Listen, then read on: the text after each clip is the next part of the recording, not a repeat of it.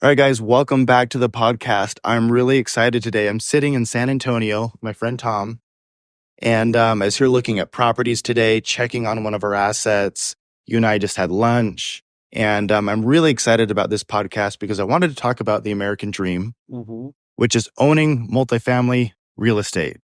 Just kidding. It used to be just owning a house, right? Like that was the American dream, owning a house, having a family and having your home and your piece of real estate. And now what I think, or what I'm proposing that the American dream really is transitioning to is owning multiple properties and owning rental properties. So Tom, you're a part owner in hundreds of doors, if not thousands by now, but you're on your way anyways. And I'm really excited to talk to you about the American dream. So guys, so that you understand who Tom is, he's a good friend of mine. You're a great underwriter and operator for multifamily investment properties. You also, that's your side hustle. You also have a full-time job and career that you've been doing for a long time. You have kids. So tell us a little bit right now about your current situation. And then I want to jump into you getting off a plane in the United States with a couple $1,000 in your pocket, new to the US. But tell me right now, you got a job, wife, kids. What's going on with you? Definitely. Thanks. First of all, it's just a pleasure, to be with you, San Antonio again. We always have good times. Love to talk with you about business, about family, everything else in between. So, so actually, being busy, as you mentioned, right? I do have my W-2 job, which is my career in technology. But, real estate is just being a big portion of my time, my dedication, my inspirations as well. I got, my family too, my son, Nicholas, he's 8, and my daughter, Alicia, she's 5. So they are busy, with school things and stuff going on in the life, but so happy, to be part of it, and also influence and somehow impact other people's lives as well, through multifamily or, my real estate or even, my technology career. So again, very exciting to be, chatting with you and sharing a little bit about my story. People sometimes, they know me from the real estate or the technology side, but very few opportunities I had to really speak about, as you said, right, my American dream, how I end up here. So I'll be very excited to be sharing some, great stories. Well, let's talk about it. So take me back. You grew up in Brazil. You got married. Yes. And you jumped on a plane and came to the United States. You said you had a couple carry-ons. Yes, 2 luggages each. That was the airlines allowed. 2 pieces of luggage each. 2 luggages. We left, a lot of things behind that we needed to be very selective. And funny story, we had an apartment. We had, we were planning our life in Brazil, buying our own apartment to live there. And we got this opportunity to move and living in the greatest country of the United States of America, in Kansas City, Overland Park. And, just, a few $1,000 in a pocket, that's how awesome. everything started. So you were going to buy an apartment in Brazil. You were ready to live your life there. You got this job opportunity, which you said, was really exciting for you guys. Mm-hmm. So you packed 2 bags each, flew to Overland Park, Kansas, which is right outside of Kansas City, which I, by the way, lived there for a while as well. Great place. Great place. Loved it. Really nice people as well. That's so true. Really nice people in Kansas City. And a few $1,000 in your pocket, couple of bags of luggage. You flew to Kansas City and started a new life. Yes. How did your wife feel about that at the time? Wow. It was a big change for, I think, both of us, but for her, being a daughter with a family, also very hard for her because she also had a career. She had to give up on that career. She had to, stay home because, we were on a work visa. She couldn't work. Oh, wow. So that was a big thing for her. There's a lot of that, of the pressure, but originally we were just planning to stay here for 2 years. Our dream were learn, perfect English, the language, because it's a second language for us, but also study something, like advanced career, like an MBA or something like that. That's what actually motivated us. Like, okay, let's go. It's just 2 years, nothing worse can happen. The end of the day, we're going to come back. Our home's going to be here. We're not going to sell it. Right. Our apartment that we had. Our family's gonna be here. We have our career. That's kind of like, I think, we're gonna be talking about some of the goals and some of the, Yeah. and I think that's kind of like what held us kind of to the goal, because we knew it was just a temporary. So even if a lot of things would go, differently than we expected, we knew that, okay, it's just 2 years, right? I mean, Right. there's nothing for us to lose in 2 years. We're Yeah. young and, big hopes. Yeah. So fast forward, you guys were planning on staying 2 years. It's been how long now? 12. 12 years. Yeah, Nice. we end up staying longer. Our families didn't like, because, two of your, son and a daughter live in your country, leave everything behind, and only seeing them a few times a year, if so. So Yeah, that's tough. So your family's not as excited about it. no, they are now, of course, but they visited us a couple of times. We had great times. I still remember living on an apartment, as we're talking about apartments. Yeah. And I know exactly what the life of a tenant is. Yeah. And, I still remember, living on a 2-bedroom, 900 square footage apartment. There you go. And, all those, mattress on the floor with the family coming in, Yep. we didn't have much money to pay hotels or even the Right. apartment. So anyway, that's funny how we see, things back in the days, and Yeah. we're grateful where we are right now, and as a family, That's father. awesome. Yeah. I mean, I'm sure you're super grateful for where you are, because now you're driving a Porsche. You own your house here in San Antonio, right? Yeah, And you're telling me the only debt you have right now is your house, right? correct.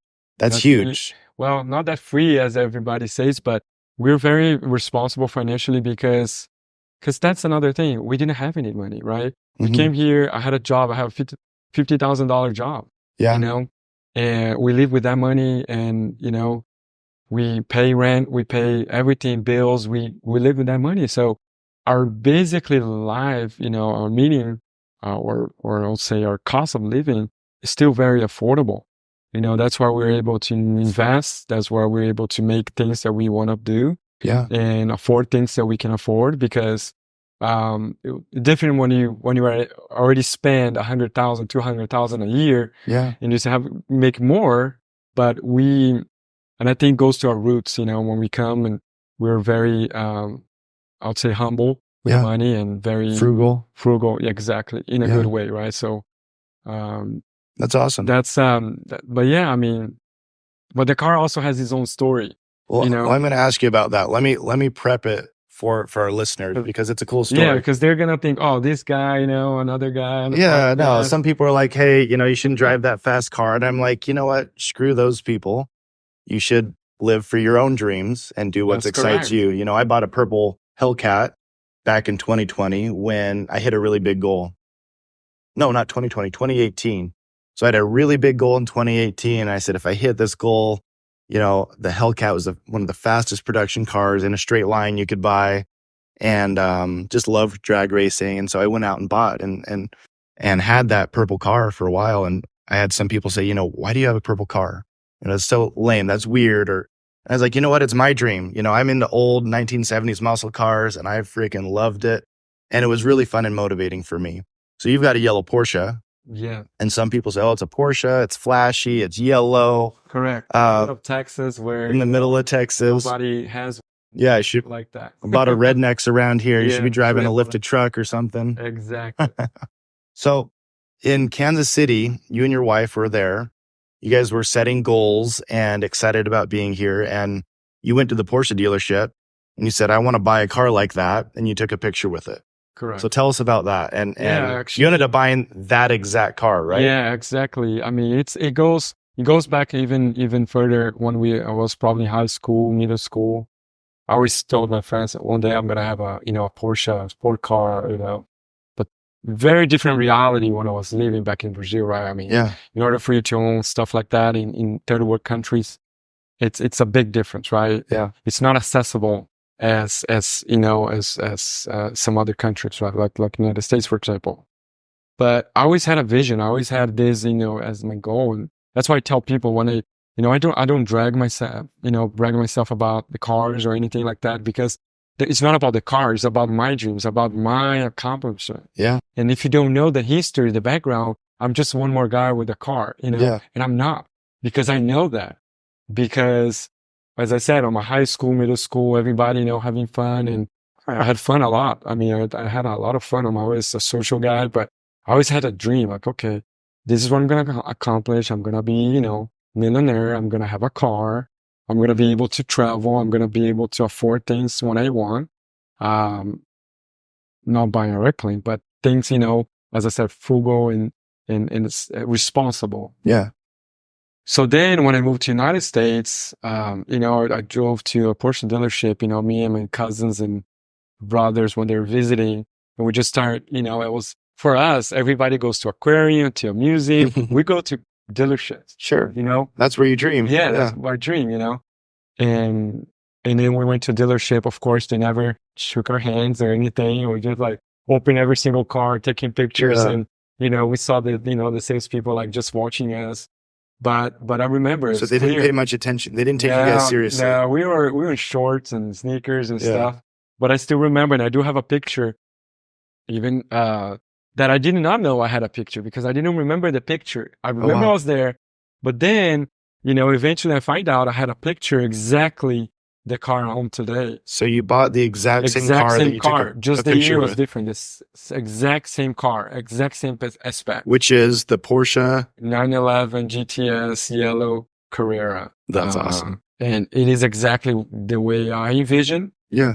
12 years ago. Wow. So it's crazy how our mind, sometimes we're focused, but in our, subconscious, we don't know, but we are. We always, sometimes we think that we're not focused, but when you have a goal or dream, you're always thinking about it.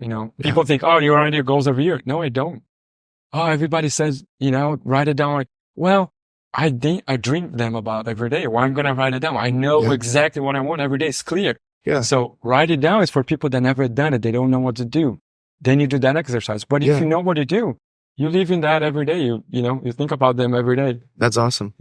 Crazy. Yeah. And some people need to write it down. Some people don't, because you've got it there in your mind. Either way, I think the important thing is to have the goal. Correct. Exactly. Because your mind subconsciously will focus on whatever you're consciously focused on. So if you're thinking about, oh, I'll never be able to afford the Porsche, maybe you do need to write it out a bunch and say, no, I can someday afford the Porsche.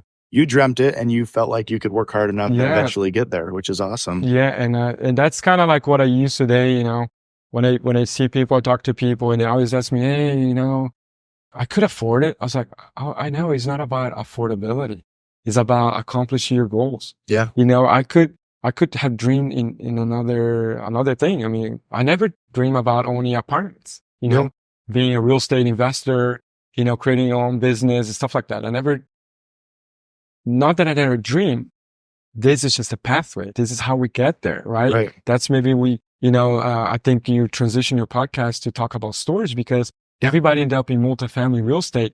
Well, not because they dream when they were young. Oh, I dream to own an apartment building. Well, but sometimes that's a way to. They want to be financially free. Yes, that's exactly the means the how you get there, right? Yeah. To achieve your dreams. No, I love that. And I love that, I didn't dream of being a multifamily property owner either. Yeah, I mean, I did dream about being able to travel, yeah, having a nice home, having nice cars, getting to know other people. Yeah, and being able to help others. That's one thing with my kids is really important to me, is that they learn service. And one way we do that is helping our tenants. We have lots of programs where we do nice things for them. And what's interesting is so it's probably about the same time in about 2011. When did you take a picture with that Porsche? 2012. 2012. November Okay. 2012. I put a picture of a duplex up on my dream board in like 2011, 2012. And, I was like, I want to buy a duplex like that. I'd already bought my first flip, was working on that.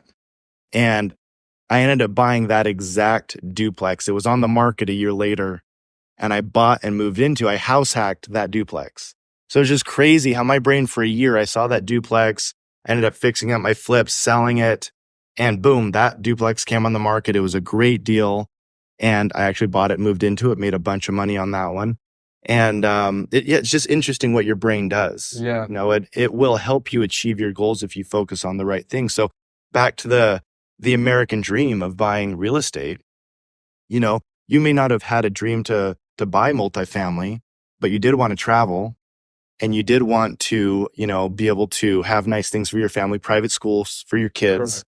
And now you own a home and you're buying multifamily. So tell me a little bit about what that has done for you and your family. You went from working at a job in Kansas City, $50,000 a year, to moving to San Antonio, getting, quite a few promotions. Oh, yeah. And now your kids are in private school. And what is multifamily going to do for you and your family? You were talking about it to me a little bit earlier about you don't want to have to, you don't want to sacrifice anything for your kids. You want them to have the private schools. You want them to have the vacations and the different things. So tell me a little bit about that. Yeah, no, it's a great, segue.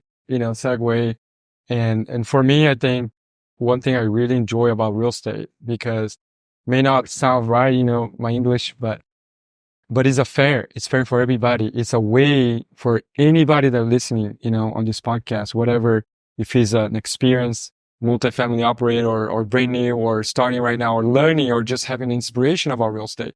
Real estate is a way for you to really achieve your dreams in various ways. I mean, I think the way I look at real estate, it was just a transition, first of all, but I think an opportunity for you to learn a new business, a successful way for you to achieve your dreams faster, and also a way for you to connect with people that are like-minded like yourself, that they're hustling, they're struggling, they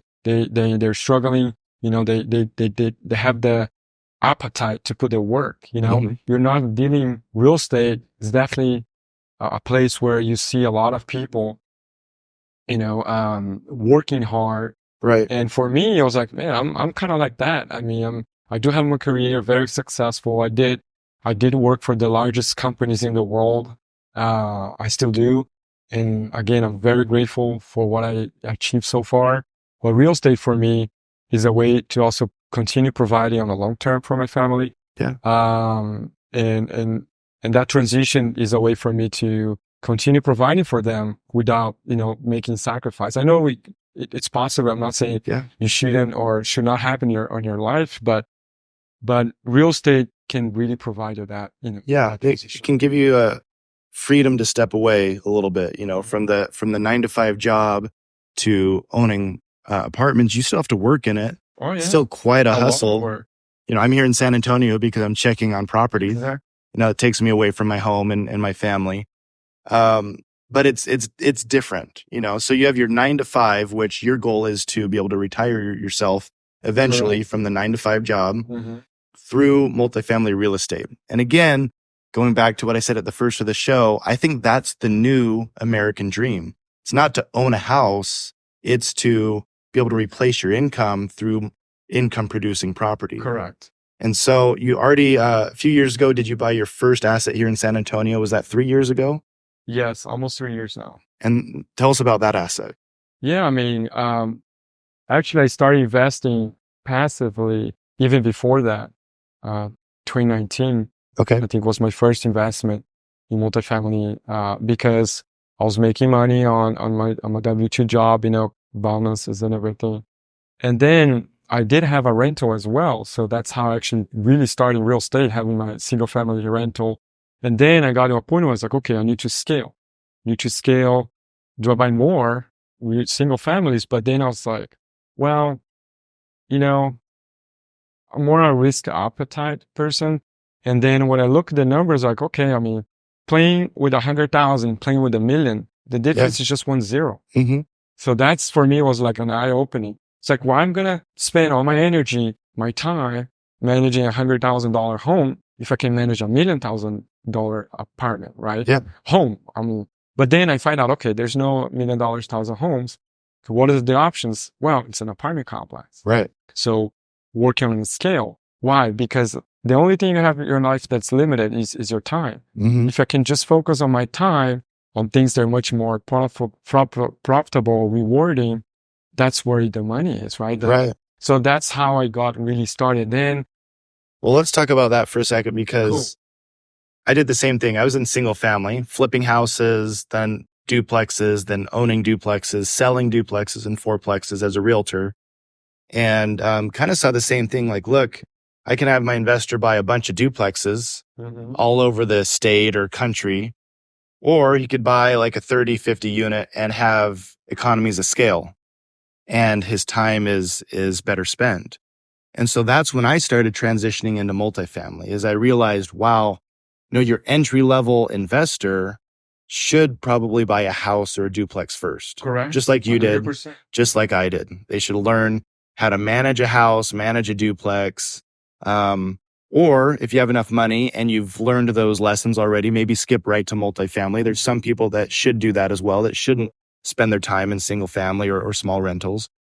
At the end of the day, I think what everyone finds is that, just like you said, my time's limited. So if I can work on a $20 million asset, why would I ever work on a $200,000 asset? It's the same time. Yes. You're only going to invest, for example, I do have responsibilities with my job, right? So my time is pretty much when my kids go to bed, my wife goes to bed, or my weekends. And that's where I really, put a lot of hours. Yeah. And I was like, okay, so if I'm going to put that hours, I better invest my time on things that are more rewarding for our family, right? For everybody. So Love that. That's exactly what my thought process. It was kind of like a cold decision. But then I started learning about the business. Like, okay, now I understood this is, a segment of real estate that I want to be part of it, because I didn't have experience on development. I was not a broker. I couldn't be a broker or a realtor. So then out of all the options I had on real estate, that's why I said real estate is so fair, because now you can go check your, what you bring to the table. Mm-hmm. You got time, or you got to specialize on something. I had the time. I had some expertise from my career that I brought to real estate. That's why I ended up, focus on acquisitions, on finding the deals, underwriting the deals, because I was so good with numbers. Still, we're all good with numbers. Yeah. For me, it was natural. Then that's what my segue, to learn. And then I was learning. First thing I did is invest passively, because how I'm going to understand the other side of the equation if I'm not there, right? Right. I live in an apartment. When I go and manage my apartments, I live there. I know what they're paying, right?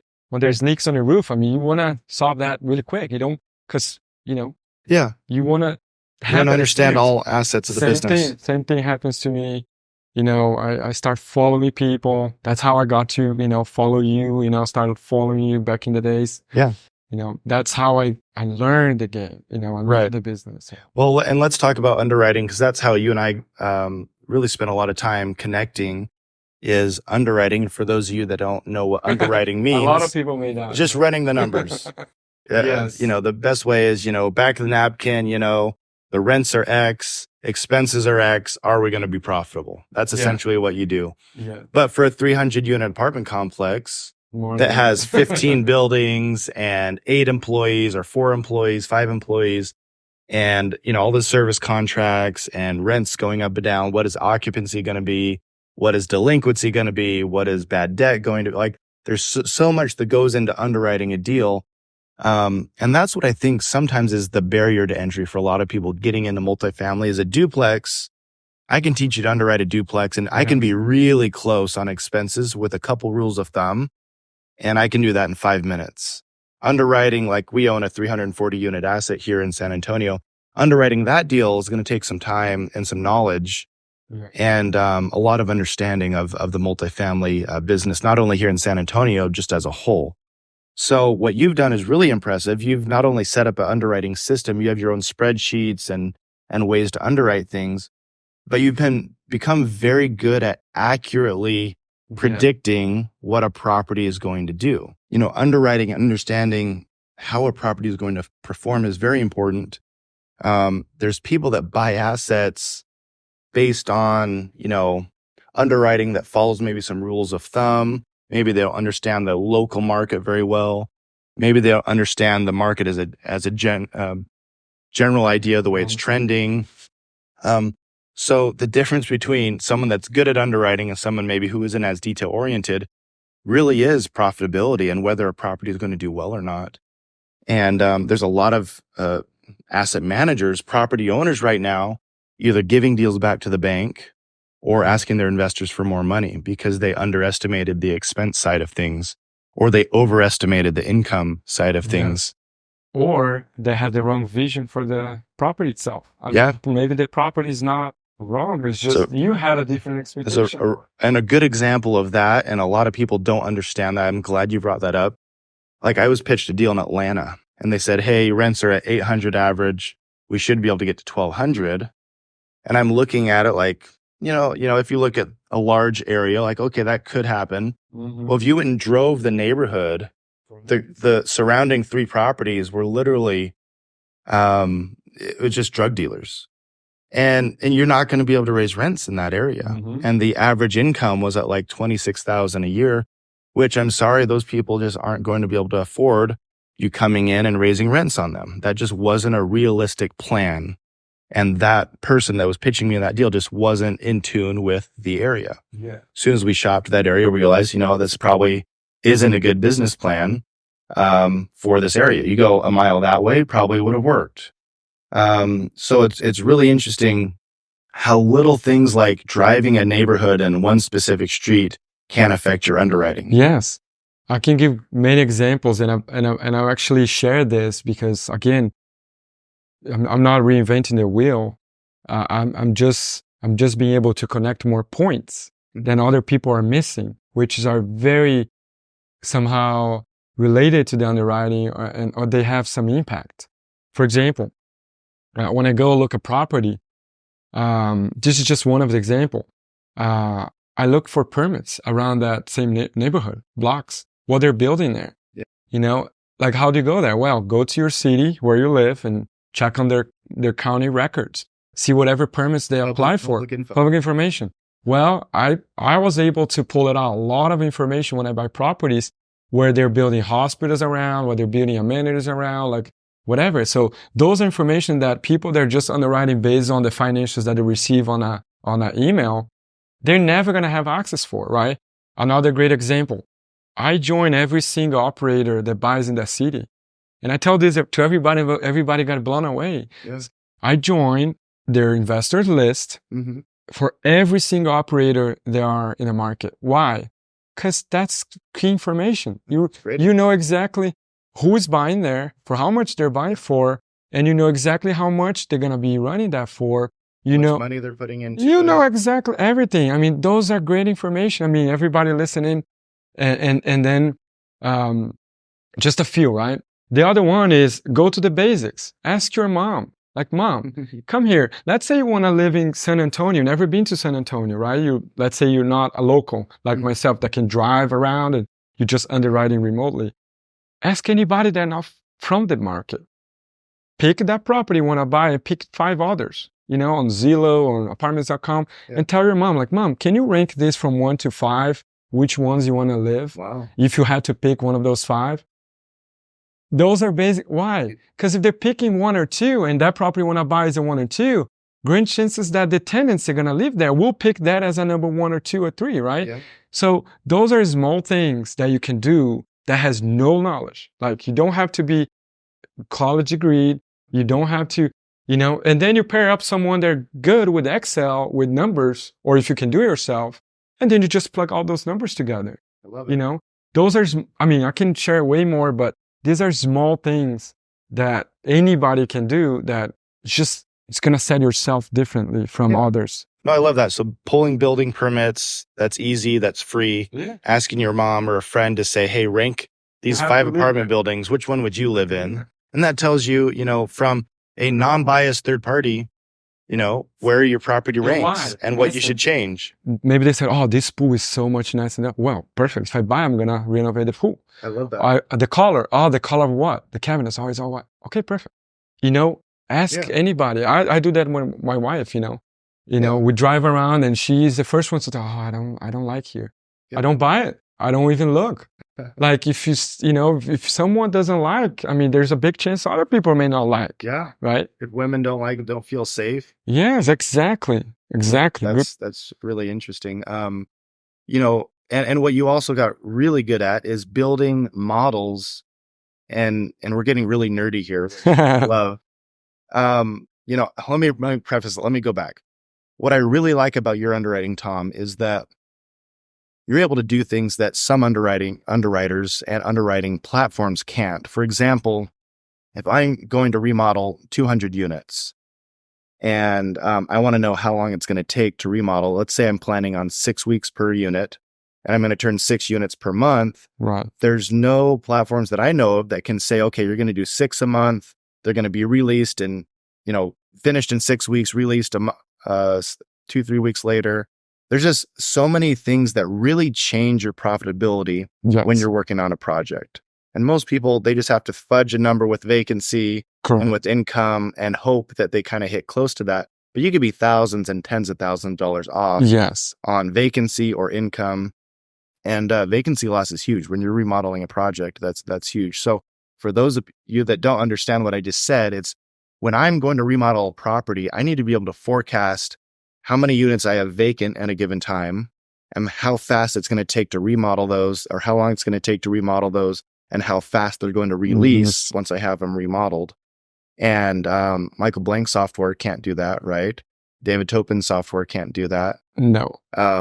Yours can't. That's why I built, and I had a great friend, Pedro, my friend. Pedro's awesome. Yeah. So again, it's just, you just have to find people that, and that was also my vision too. It's like, how can I project this in a way that's true to reality? Because at the end of the day, we're trying to come up with a business plan. That spreadsheet is not something that we use for, to pitch a deal. I mean, that's something we use to execute the plan, right? That's a true. Really start. Yes, that's where you gotta really put the work. But that's another thing, to not scare people. I don't do that for every single deal. It does. That's why I created phases, for underwriting. You do per stages, right. Then you don't invest that much time if the property doesn't have any, any projections to be profitable, or doesn't have any, it's not going well. If you, on the first or second stage, you already have some red flags, you're not going to solve that on a later stage. So let me rephrase that, because this is something that people get into multifamily, get frustrated with. They underwrite a bunch of deals. Yeah, spend hours and hours and hours. This isn't going to work, but I just put a whole remodel plan together for it just to realize that it doesn't work. Yes. So you do it in phases, which I do it as well. I look at the upside. Is the upside actually there? Yes. Can I actually achieve the rents? Correct. And how much is it going to cost to do that? So you have phases. So phase 1, if it passes phase 1, then you'll move on to phase 2. Correct. You're not going to build a whole business model for this property until it passes the first few phases. Yes. So tell me really quick, what is phase 1 and what is phase 2? Very easy. First of all, does the property itself, what is the plan in there? What it is? What is the opportunity? That's the first question you gotta ask. What it is the opportunity here for this property? Yeah, it doesn't have upside. Yes, what it is. Decrease expenses or increase rents. I can relate that to people that does single family, because I already have many conversations with them about this. And the way I tell them about this is like, okay, let's say, have everybody here probably watched their shows, the Storage Wars, and the bid and stuff, right? So same thing happens on a single family, right? When you go in a bidding system and you bid, why someone bid more for a property? Well, because he can probably sell for more, right? That's upside. Yes, has more. But how does he know that has more upside? So he probably has more information than anybody else there that he can sell for more. So that's the first thing. What's the opportunity here? Is the location, is the management, or is the rent, right? Sometimes the property is performing well, but that location's prime. You can perform even better. Or they're not taking advantage of the market there is. They're not raising the rents. They're not renewing the rents. Or the management is bad. They're also not taking care of your money well enough, right? On expenses. Right. So that's the first thing. What is the opportunity here? Second thing is, how am I going to get there? So you got to have somehow ideas. How you management yes, team? Yes. Are you going to just spend money? Correct. Are you just going to raise rents because you can, because correct, low on rents? But location is the only thing you cannot change. I mean, you cannot, but the location around it can change. That comes, Is it getting better? Yes, or worse? It's going to get better. Does the city has some plans around here, or any developers is building something? So again, that's how. I mean, because you don't change the location. And the last point is, do I do I have the team to get there, right? Yeah. So then you gotta build the people around you that you're gonna get there, right? Right. So that's, I think, the first thing I ever do before, like, is there something, because for example, I see many deals, they are not in my wheelhouse. For example, hotels. I don't want to, it's not my, it's not my thing. Maybe great profitability, look, maybe they pass on the first two, but then it's like, it's not my thing. So I pass. Right. So that's the thing. I mean, the three things: what is the opportunity? How you're gonna get there? How? I mean, literally, you gotta have to have some ideas on a plan. And the third one, who are you gonna be? Yes, who's gonna be And doing that's that? important. We fired multiple property managers, and just it wasn't the right team. And what's crazy is you can take a really good deal and be not profitable with the wrong team. What a surprise, right? Yeah, I mean it's painful. Correct. And I've had partners that have done that have taken, there's this beautiful asset, one here in San Antonio actually, 3 years old, and they completely mismanaged it. And we're having to step in and correct those errors. And it's really sad because investors don't make as much as they should. The tenants aren't treated right. And a property deserves to be It's a run. lose-lose for everybody. And that's another thing to mention. When we, operated those multifamily, the end of the day, we're responsible for all the actions there, right? For every, from the people that lives there, but also from the people that owns there. So, and that's why I always like to have a very clear business plan, because when you go to the, the closing table, the next day, you gotta be executing. You cannot just figure it out, the plan after closing. You have to have those plans clear, because you don't have much margin for, for thinking about a plan after closing. You have to, that's why for me, it's very important to go into the details and know exactly what we're going to do after closing. There's no more questions. Should be all lined up. Should be all lined up. I had another partner who, we were supposed to be vacating units and remodeling them. And there was units that had just sat after they vacated for 2, 4, 5 months before workers even went in to remodel them. Mm-hmm. And I'm like, I'm not supposed to be the operator on that project. And I'm just thinking, what the hell? Like, how much rent have we just lost because we vacated units early? That was someone who had a business plan, but was not ready to implement it upon closing. Yes. They started vacating units, but they didn't have workers lined up. That's another point. That's great. I see that all the time. You have a plan, you have a vision, you know exactly what you're going to do. Okay. And then you close next morning. Okay. Who is going to be doing the work? Yeah. Oh, we got to do bids. You got to, then you just waste 2-3 months, right? You're way behind. So that's the thing. But I didn't know all of this, right? Yeah. And that's great. So I can tell to the people, I didn't have experience with that. But what I did, I partnered with people that had that experience. So I was just one more, on the one more of the team that also learning. So for me, it's still a learning opportunity. Oh, me too. We're learning a ton. We thought we had partnered with people that had that experience as well, and it still didn't happen. It still didn't happen according to plan. And so what we've learned, I'd say the most valuable lesson we've learned in the last year is trust but verify. Rod Cleef says that a lot. Yeah. And I didn't realize how important that actually was. I've told people, I was in this deal to raise money and to help asset manage, but not boots on the ground. Well, that doesn't really matter, because at the end of the day, it's still part of my deal. And I should have verified that those benchmarks were being hit. Yeah. And now I will forever. For the rest of my career, I will never. It's recorded now. It's recorded. I'll never trust that it's being done until I actually see that it's being done. Yes. Let's go back, though, because I want to go back to this American dream thing. This is our theme for this podcast. Perfect. So you're a really great underwriter. You have your proprietary spreadsheets and software, business planning software that's, I think, fantastic. Even my pipeline. I build my own deal flow. I love that. Yeah. I love that, which is why we love working with you. Yet we have yet to do a deal with you. I think, unfortunately, we had a couple good deals that we missed out on. Those are not fun stories. We're going to skip those ones for today. But, we'll eventually do a deal together, Tom. For sure. That's inevitable. The important thing is,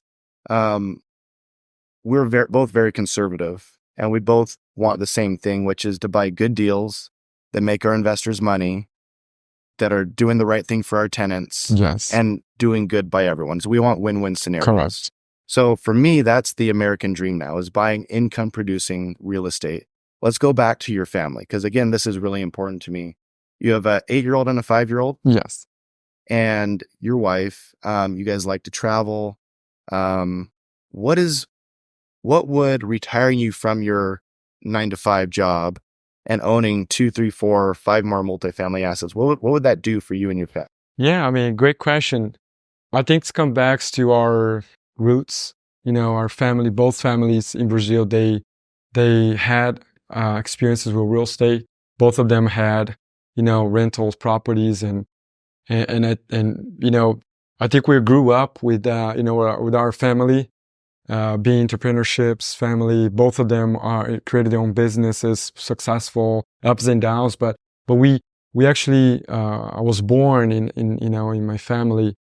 That my mom was always, a hustler as well. She always has her own business and stuff. She did everything, from A to Z in between. She was, and I always had that. Probably that's why, for me, multifamily is just a way for me to be entrepreneur, because you're responsible for your own business and responsible for a lot of things that you're not on your W-2 job. I mean, you just have responsibilities, but it's different being your owner, right, of a company, and buying those multifamily, have so much people living and you have to manage, right? A lot more pressure. It's a lot of more pressure. But then for me, it's more like a way to provide a secure path for my family, not having to depend specifically and only in one single of income. I love that. So let's pause really quick. So for you, it's providing security for your family, not having to rely on a W-2 job. Yeah. Or me in this case, right? Yeah. Like I'm the only one working right now in my home. My wife, she's a stay-home, but she's busier than me, for sure. I mean, manage a home is as hard as any other job, right? But she does not get paid to manage a home. But that's, for me, was always a fear, because just to go back, my mom was a single mom. Yeah. So I was not raised with my dad, right? So that's why she needed to work, because she had to provide for, for me and my brother. So for me, I always had that as my passion. Okay, I'm going to provide for my family in a way that, even if I'm not here, but not in, like, if I pass away or an accident, we travel so much, never know. But I was like, I don't want to never to sacrifice my wife to not be with my kids, so she can, because something happens, that for me was a security means. I love that. So for you, security means even if something were to happen to you, even if you weren't around, you're not sacrificing your wife's time away from your kids. Correct. And I think that's huge, and that's awesome. Because that's exactly what happens to me, unfortunately. But I'm still blessed. I mean, my mom was always, there. So your mom she did everything. Yes. She was a single mom. Yes. So and that's maybe where you learned some of your hustle from. Correct. She was working jobs, had a side hustle. Correct. And you and your brother were able to watch that. And unfortunately, she probably couldn't have spent as much time with you guys. Correct.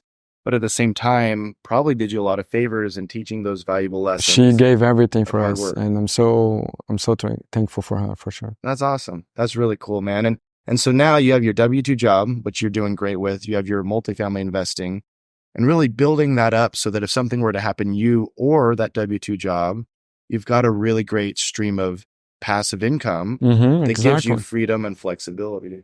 And knowledge too, because now I'm learning a new business. Somehow, even if I have to go and work full time in real estate, now I know a business, right? Yeah. Now I can go partner with people. I got options. So that's another thing for me, was a great motivation. I always, it's always good to have options on the table, because if you don't, you're limiting yourself just for that option only. Right. So having multiple options, learning a new skill, it's not bad. I mean, people sometimes think, I don't want to be never, Uber driver, whatever. Yeah. Oh, why not? I mean, that's whatever you got to do to have options. Yes. Anything you got to do to have options is better for you, because you're creating more revenue streams for you, for your family. And if one business doesn't go well, you always have the second option. So again, I was always humble for that part as well. I mean, I love that. When people, and maybe that's because of culture difference. Sometimes, we come from different countries where you gotta do what you gotta do to survive. Not my case. And think, I was so blessed with the family and everything they provide for me and my brothers and everything.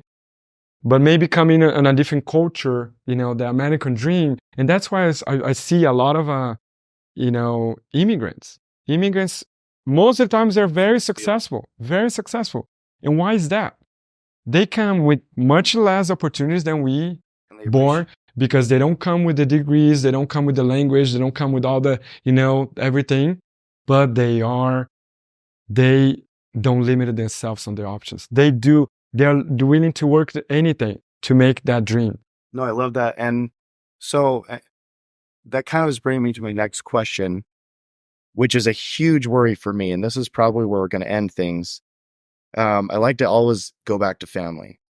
So I'm guessing your kids are a little bit spoiled, because I know mine are. Oh, yes. It is the reality, right? So as a dad, what was great about you being raised by a single mom is you saw her have to hustle. What you just said, do what it takes, do what you got to do to make ends meet. Your kids go to private school, their dad drives a Porsche, their mom doesn't work. So one of my big worries is, how do I instill, because my mom was a single mom as well. She had to hustle. She worked a sales job. And so I saw that as well. So how do I instill those principles in my kids of, you got to hustle, you got to do what it takes. My kids are spoiled. They get 4-wheelers, they get crazy vacations, they get anything they want. Christmas was crazy this last year. Christmas was crazy. So as a dad, I know you and your wife have had to overcome things. You guys were immigrants. Correct. Your kids haven't had to have any of that. They didn't have to figure out anything. They don't remember living in an apartment. They probably just barely. They have their own room. A nice house. They have their own room. So what are you going to do to help teach this immigrant American dream type mentality? Yes. Kid? Man, I think that's the most important job of any father. I think it doesn't matter your means of living, but if somehow you already succeed, your kid is already seeing that, right? So that creates what you just described. And for me, there's two things that are very important in our family. One is serving. So since the beginning, and we are servants, we're, missionaries. We like to serve people. I like to go and dedicate my time helping others. It doesn't matter what it is. Cleaning their houses, cleaning a park, cleaning, serving food, whatever. We are very active. My wife and I were both, volunteers in our churches as well. We volunteers in other organizations. We travel already for mission, fields. And it's just something that I enjoy, right? Great. It's my thing. It's my hobby too. I don't do that for anything. I just like it, The second thing is, so I bring my kids, so they see that, right? We are examples. If I'm not, they will not see, and they see me working too. So they see their dad or their moms. And last night, I'm glad you brought that up. Happened last night. We were on a dining table, and somehow at the school, because it's a Valentine week, right? My daughter, she's 5, her teacher came with a game that every day of this week, 2 or 3 kids will be selected, and all the other kids has to say good things about them. Oh, no. Right? It's like, why do you like, Shelly? Well, and all the kids share, because she's so fun. She brings her, kids, right? 5 years old. But we did that exercise at home, right? Oh, that's awesome. We did that at home. And it was so eye-opening to see, your kids, even though they are spoiled, but they see, my dad is a hardworking. My mom does everything for us. She does all, the food. She does the laundry. Like they see, right? And I think that's where I feel like, and, kind of like accomplished as a dad, as a family, as a parent, because we're not giving everything them without any justifications. That they see the meaning coming. And the last part is we already teaching them, like, hey, you got to do your own work as well. We expect you to do your work. Like, for example, my son, Friday, he's on the Math Olympics. He was selected on the 3rd grade of his school to be on the Math Olympics. He's going to be representing his school. So he's good at numbers just like yes. So again, and that's where I feel like, okay, if we don't pressure them to do anything like that. It's natural, but we also reward them for things they're doing great. We don't give them things for free. Yeah, we do gifts in their birthday and Christmas, but Like he wants a new video game, Switch. I was like, okay, but can I just give you that? Because why are you gonna do with that? You need your time. What are you gonna do with your You gotta time? earn it. You gotta earn it. So, but if you do well on this, if you do this, this, and that, you can earn that. That's fine. Yeah. Because I'm not giving to you. You earn it. I love that. Doesn't That's matter, huge. you know. So instead of just spoiling your kids with lots of things, you can still give them nice things. Yes, they but deserve, right? they can earn it through grades, through activities, Correct. through Respect. accomplishing things, Yes. which teaches them a lot as well. One thing that I've always done with my kids is I take them to work. Oh, nice. So if I'm selling a house, I take them and they understand what I'm doing. Like my kid, Liam's 6, and he knows that I work with investors. He knows some of my investors' names. He knows that I do podcasts, and he knows that I own apartment buildings. And you know, he's 6, but he at least knows. Oh, yes. Heidi, she's been with me to Boise when we're building fourplexes in Boise. She's traveled with me, and I'm going to keep having them travel with me. And as they get older, they're going to be working in the rental properties as well. So I'm going to, even though I have property managers for this, I'm going to have them cleaning out apartment buildings, Yes. talking to renters, looking at what we have to do. So I think involving your kids in what you do, maybe it's a side hustle, maybe it's your real job, maybe it's just service, is really, really important, and something that a lot of parents completely miss. They're so worried about Yes. sports Correct. and activities and fun things like that. Parents really miss the opportunity to help kids understand what life is about, which is working hard and accomplishing and setting goals. And so we have dream boards, and we also talk about work and different things. So I love what you're saying. For me, the most important thing is my career and my family. So trying to build what I'm trying to build my career wise and create freedom for my family. For me, it is the American dream, owning a house, owning multifamily as well. I guess the last question, Tom, is where do you see yourself in 5 years? And, or have you set a 5-year goal in multifamily? I know I have, but just curious, family wise and investing wise, where you see yourself. Wow, man. Great questions. To be honest, I think I still have a long way to go to become, oops. I can just, I wonder why it keeps doing. So let me ask that question again. No, we asked that. yeah, do it. So Tom, we talked about the American dream, owning real estate. You guys came from Brazil, couple $1,000 in your pocket, two pieces of baggage only. And now fast forward, you have a couple hundred rental units. Oh my God, let me start over. All right, Tom. So we've talked about the American dream. You own a house and you own multifamily properties now. Yes. You're teaching your kids hard work, and just kind of curious, where do you see yourself in the next 1, 3, 5 years? Do you see yourself buying more multifamily, quitting your job, traveling the world, and really, what do you think this multifamily investing is going to do for you and your family? Great question. Wow. I think, I don't have a very clear decision because I really know what I'm going to do, probably in the 5-10 years.